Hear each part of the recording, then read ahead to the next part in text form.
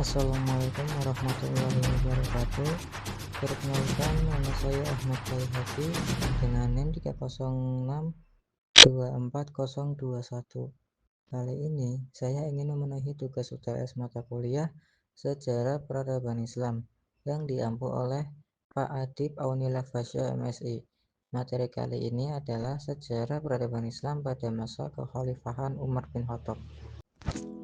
Umar bin Khattab lahir pada tahun 584 Masehi di Mekah dan berasal dari Bani Adi, salah satu suku Quraisy. Sebelum masuk Islam, Umar dikenal sebagai sosok yang tegas dan berani. Setelah masuk Islam, ia menjadi salah satu sahabat dekat Rasulullah SAW dan memiliki peran besar dalam perkembangan Islam. Di masa kepemimpinan Umar bin Khattab, Islam berkembang pesat dan banyak wilayah yang ditaklukkan. Di antaranya ada kekaisaran Persia. Wilayah Persia berhasil ditaklukkan setelah kemenangan dalam Perang Qadisiyah dan Perang Nahrawan. Yang kedua ada Bizantium, Romawi Timur. Beberapa wilayah di Syam, termasuk Damaskus, Yerusalem, dan Mesir, berhasil direbut dari kekuasaan Bizantium. Penaklukan ini membawa pengaruh besar dalam penyebaran Islam dan perkembangan peradaban Islam di berbagai wilayah. Lalu ada sistem pemerintahan dan administrasi. Umar bin Khattab itu dikenal sebagai pemimpin yang adil dan bijaksana. Ada beberapa kebijakan pentingnya. Yang pertama ada pembentukan wilayah administratif. Umar membagi wilayah Islam menjadi beberapa provinsi dan menunjuk gubernur atau wali untuk mengelolanya. Yang kedua ada pencatatan keuangan. Diwan, ia membentuk sistem pencatatan keuangan negara untuk mengatur pemasukan dan pengeluaran. Yang ketiga ada kepolisian dan peradilan.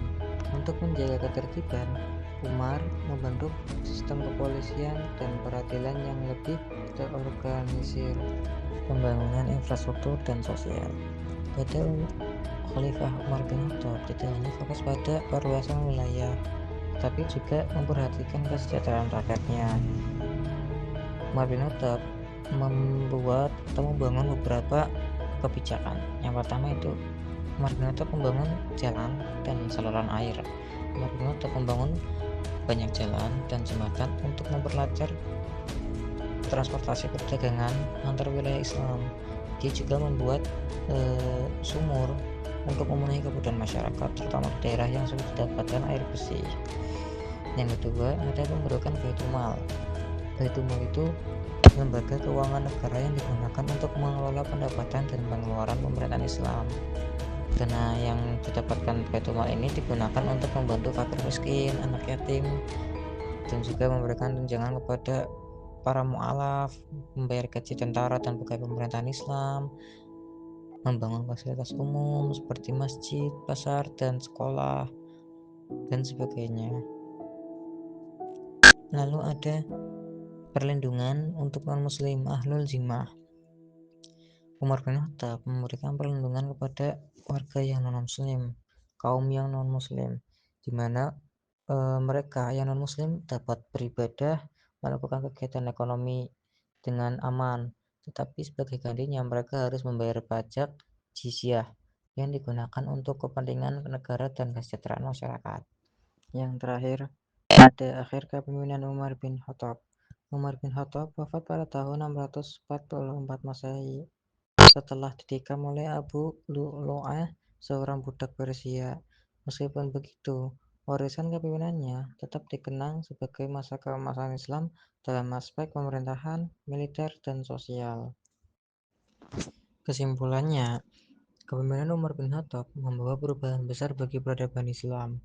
Di bawah kepemimpinannya, Islam berkembang pesat, baik dari segi wilayah, sistem pemerintahan, maupun kesejahteraan rakyat.